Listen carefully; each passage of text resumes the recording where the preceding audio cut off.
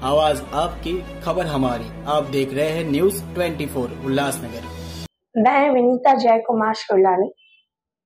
मैं बीजेपी में 16 साल से हूँ। युवा से लेके जिला में कंटिन्यूस रही हूँ। सचिव के बाद सीधा महासचिव का भी पद दिया गया है। और कल जैकी जी ने एक न्यूज डाला था नरेश थारवानी के ऊपर कि प्रदीप जी ने उनको पद दिया गया है। और नरेश थारवानी ने कहा था कि मैं एकदम फ्रेश कॉलर हूँ, मुझ पे कोई भी गुनाह दाखिल नहीं है, तभी मुझे पद दिया गया है। दूसरे पार्टी से मुझे पद नहीं मिला था, क्योंकि उधर गुनाह करो तब पद मिलता है। तो मैं ये जानना चाहती हूँ प्रदीप जी से कि थारवानी कौन सा कॉलर साफ इंसान है जिसके ऊपर फूल पधारे से जी मिलके मेरे नाम पे एक लेडीज के साथ मिलके मेरे पे झूठी एनसी दाखिल की वाटर सप्लाई के ऊपर से, जो कि सीएम सर के यहाँ से लेटर पे कार्रवाई चालू है। नरेश थारवानी 2021 में 15 आदमियों के साथ मेरे घर तक मारने को आया, उसका कोर्ट में केस चालू है, उसके ऊपर सिविल केस भी चालू है। महानगर पालिका में उन्होंने मेरे पे बदनामी किया, उसके ऊपर वो भी केस चालू है। महानगर पालिका में उन्होंने न्यूज के नीचे हेडलाइन लिखा बेबी डॉन।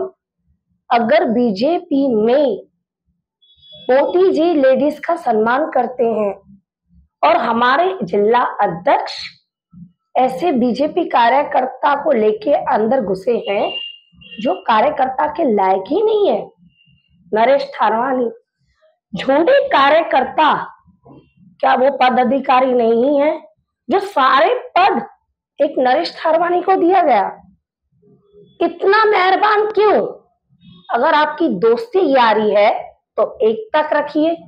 दुनिया को बोलते हैं आप कि विनीता और नरेश थारवानी का पर्सनल मैटर है, तो आपका दोस्ती यारी भी तो पर्सनल साइड रखिए ना, मिक्स क्यों कर रहे हो?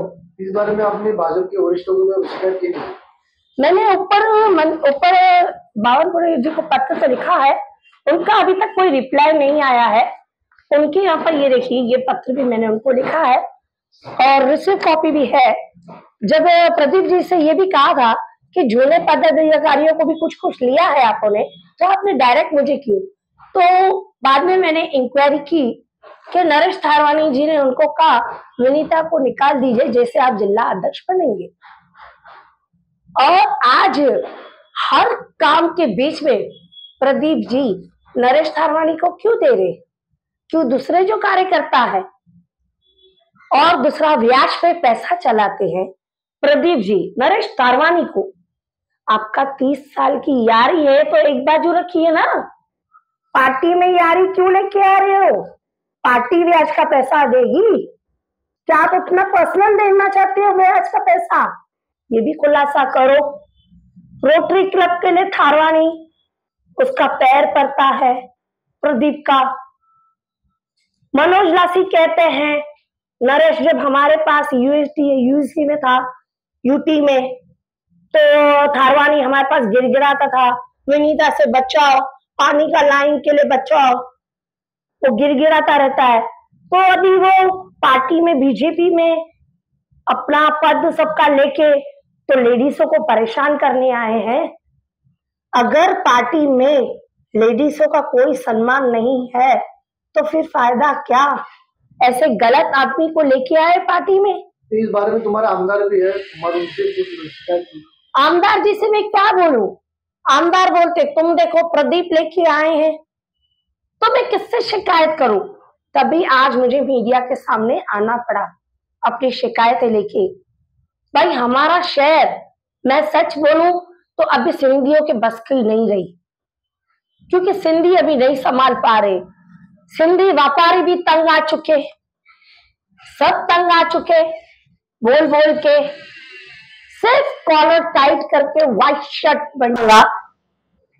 मैं एक महिला हूं, जूनी कार्यकर्ता हूं। बोला आप इसके लायक नहीं हो। मैंने बोला ठीक है सर, मैं लायक नहीं हूं तो थारवानी किस लायक है जो पार्टी छोड़ के आया है? आप उसको ही पद दिए जा रहे हो। आज इतने जिला अध्यक्ष पार्टी में बन चुके, उनको कभी नरेश थारवानी को याद नहीं आया।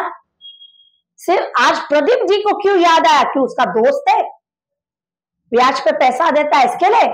अरे वो सगे भाई का 2.5 करोड़ खा गया नरेश थारवानी। वो अपने सगे भाई का नहीं रहा, वो पार्टी के कार्यकर्ता का क्या रहेगा?